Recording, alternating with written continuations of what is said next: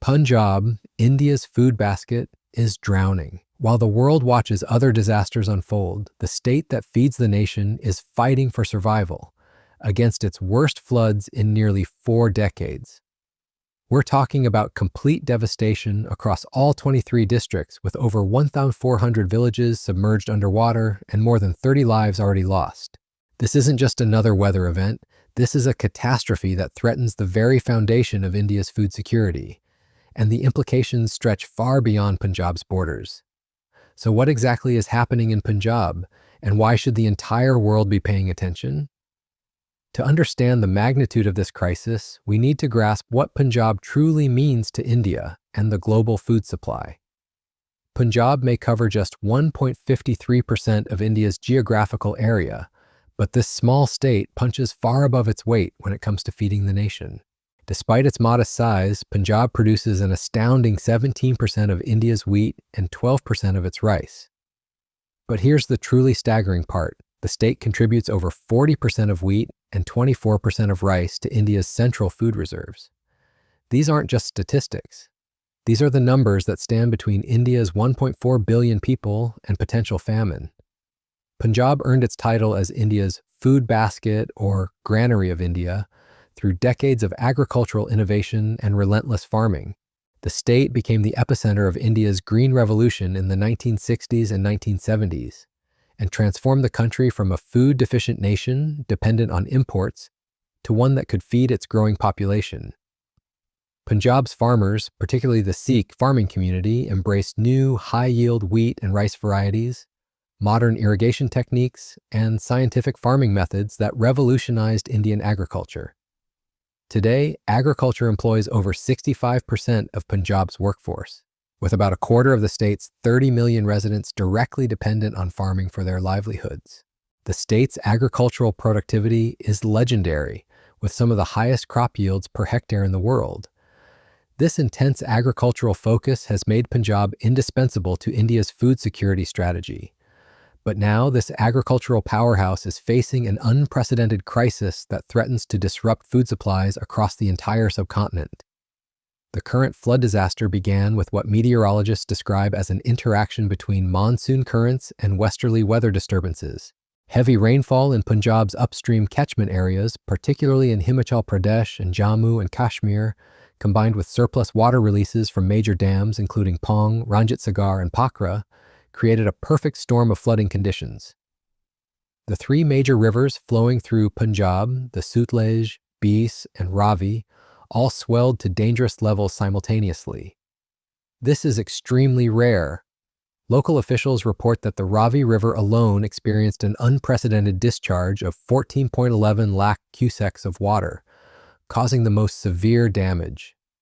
To put this in perspective, this volume of water flow is equivalent to filling multiple large reservoirs in a matter of hours.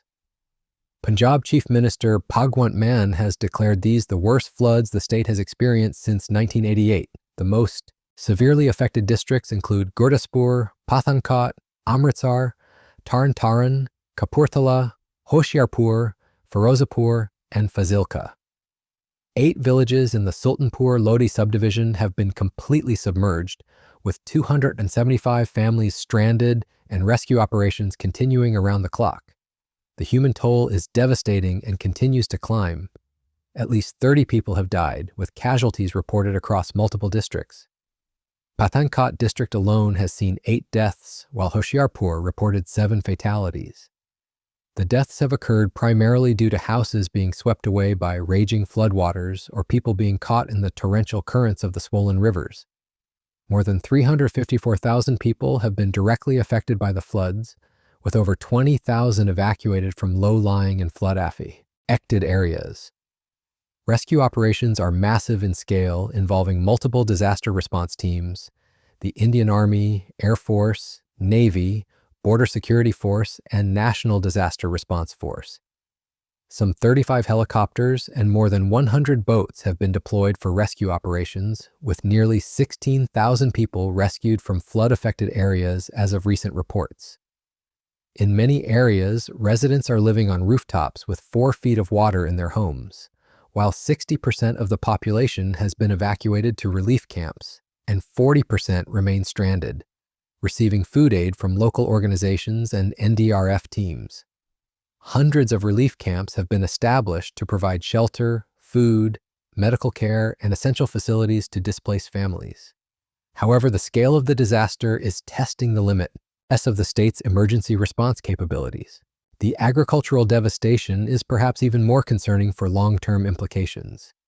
Extensive crop damage has been reported across approximately 148,000 hectares of agricultural land. That's an area larger than the entire city of London submerged under floodwater. Local farmers report that in some areas alone, 3,500 acres of crops have been completely destroyed. The timing couldn't be worse as these floods have struck just weeks before the harvest season for paddy crops. Paddy fields, which should be golden with mature rice ready for harvest, are now underwater. Wheat fields prepared for the upcoming planting season have been destroyed. The economic impact on farmers is catastrophic. Many have lost not just their current crops, but also their ability to plant the next season's harvest. For a state where a quarter of the population depends directly on agriculture, this represents not just an economic disaster, but a humanitarian crisis. Thousands of farming families face the prospect of zero income for multiple crop cycles, potentially pushing them into severe debt or forcing them to have abandoned farming altogether. The ripple effects extend far beyond Punjab's borders. With Punjab contributing such a massive portion of India's food reserves, crop losses of this magnitude will directly impact food prices across the entire country. India, which has recently emerged as a major food exporter, may find itself needing to import grains to meet domestic demand, something the country hadn't done for decades until recent years. The infrastructure damage adds another layer of complexity to the crisis. Floodwaters have entered homes in major cities like Ludhiana, while rural areas have seen roads, bridges, and irrigation systems destroyed. The transportation network that moves Punjab's agricultural produce to the rest of India has been severely disrupted. Railway services have been particularly hard hit, with 47 trains to Jammu and Kashmir and Punjab cancelled due to continued rainfall and flooding. This transportation disruption means that even areas not directly flooded are struggling to receive supplies or evacuate residents. Perhaps most alarmingly, residents living along riverbanks report keeping night-long vigils, watching water levels, and desperately trying to reinforce embankments with sandbags. As one resident from Sabra village told BBC Punjabi, "The water is high, the dam is seeping. Wherever it breaks, we fix it with sacks." This grassroots effort to prevent further flooding highlights both the community spirit and the desperate nature of the situation. Volunteers from villages like Tandoli Kala are bringing essential supplies including flour, lentils, water, biscuits, and bread via boats to help flood-affected people, as walking has become impossible due to high water levels. The government response has been swift but reveals the enormous scale of the challenge.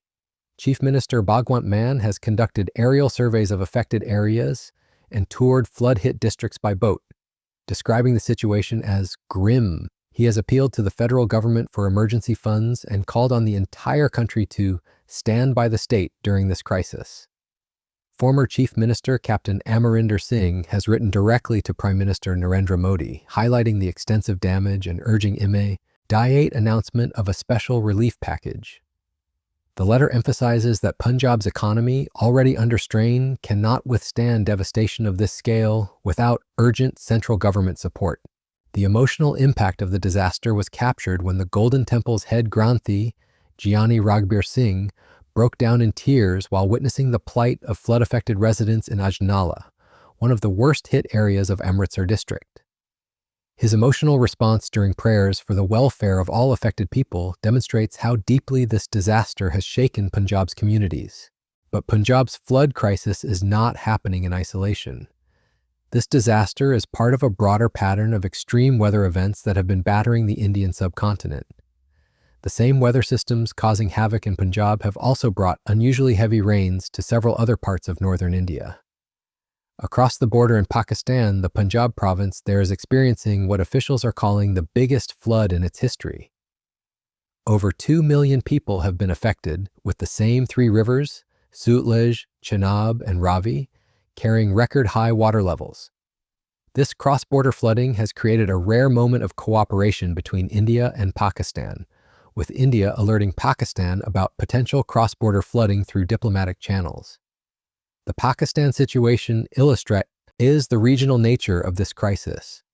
The same monsoon systems and river basins that support agriculture across the region can quickly become instruments of destruction when weather patterns become extreme. Climate scientists point to this as evidence of how extreme weather events are becoming more frequent and intense. The interaction between monsoon currents and westerly disturbances that created these floods represents the kind of complex weather pattern that climate models predict will become more common as global temperatures rise. For Punjab, this raises serious questions about the sustainability of its current agricultural model. The state's intensive rice-wheat cropping system, while highly productive, requires enormous amounts of water. The same irrigation systems that enabled the Green Revolution may now be contributing to the severity of flood disasters.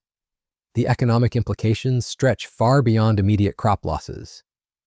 Punjab's agriculture sector contributes significantly to the state's GDP, and agricultural exports are a major source of foreign exchange earnings for India. Disruption of this magnitude could affect India's trade balance and food export commitments to other countries.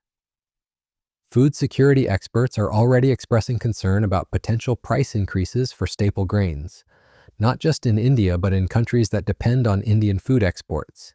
India is the world's largest rice exporter and a major wheat exporter, so production disruptions in Punjab have global implications. The disaster also highlights the vulnerability of concentrated agricultural production. While Punjab's specialization in grain production has been incredibly successful, it also means that weather disasters in this single state can threaten food security for the entire nation. This concentration of production in flood-prone areas represents a significant strategic risk. Looking at the rescue and relief operations, the scale of the response demonstrates both India's disaster management capabilities and the enormous challenges involved. The deployment of military assets, including helicopters and boats, shows the government is treating this as a national emergency, not just a regional disaster. However, the logistics of evacuating hundreds of thousands of people while providing adequate shelter, food, and medical care in temporary camps represents an enormous challenge.